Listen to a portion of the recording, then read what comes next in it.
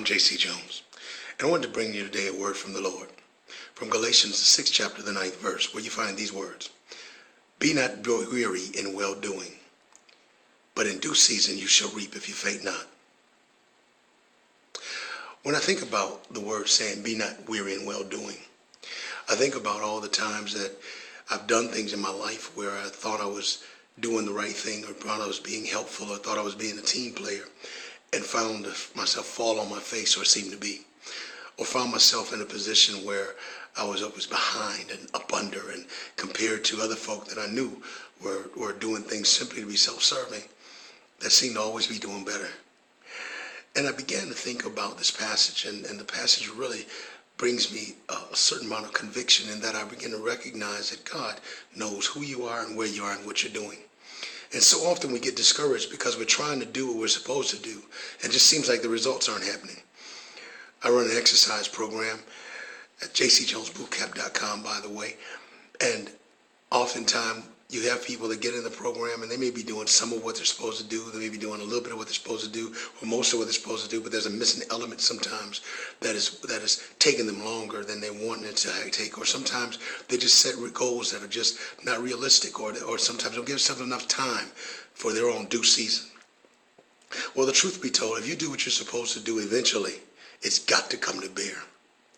The Bible says in Hebrews, the 10th chapter, the 35th and 36th verses, cast not away your confidence in God, wherein is great recompense of reward. For you have need of patience, that after that you have done the will of God, you shall receive the promise. Put basically, people, there's no way around it. There's no way over it. There's no way under it.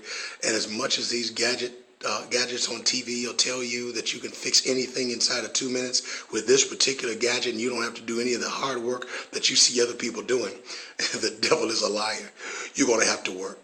You're going to have to work, and you're going to have to sweat, and you're going to have to pay some tears. You're going to have to put some investment in what you're trying to do and what God has shown you. Why? Because anything of value is worth working for. The Bible says, wealth gotten by vanity shall be diminished.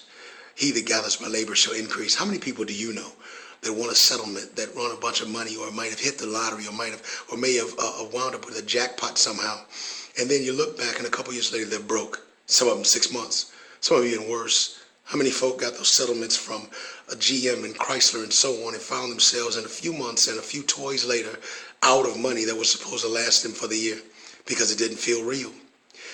What we have to understand, people, is that when you're doing the right thing, you're doing the work pays off. It may not feel like it may not seem like it, but God is not going to forget you. You have to learn how not to be weary in your well-doing. Now cast away your confidence in God. Keep believing Him. Keep trusting Him.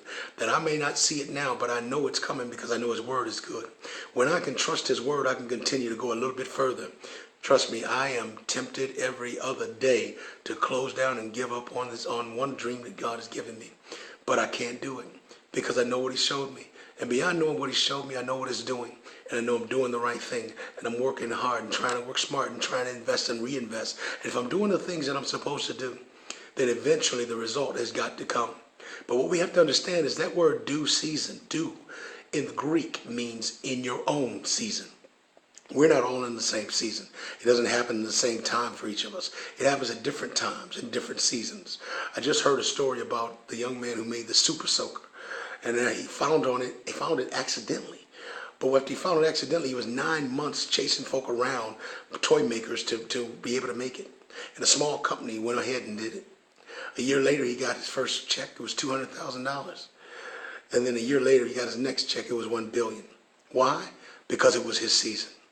What we have to understand, people, is that we got to keep on going, keep moving, keep pushing, keep doing, even when we don't see the result, even when we don't know how it's going to happen.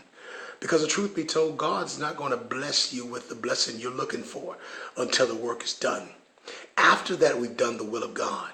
Then you receive the promise. In the meantime, in between time, you'll see little glimpses of blessings. You'll see little miracles along the way. Don't get comfortable. Don't get complacent. Don't just take that as good enough, because it's never good enough.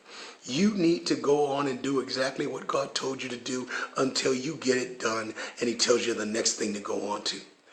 Due season is your season. Don't get it confused with your neighbor's season or your best friend's season or someone else's season, because you'll get frustrated and you'll begin to try to do things before it's your time. The courts are littered with people who tried to do things before it was their time. The funeral homes are littered with people who tried to do things before it was their time. What you have to understand is there's two problems with seasons. Number one, you don't want to do stuff too late and miss your season.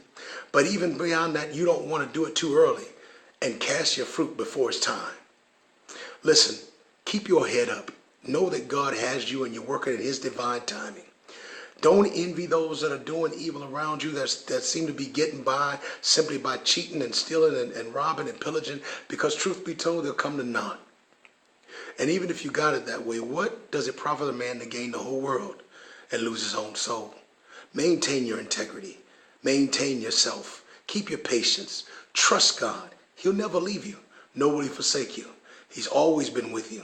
And as you think back on it, how many times have you thought for sure that you weren't going to make it and that you couldn't hold on anymore?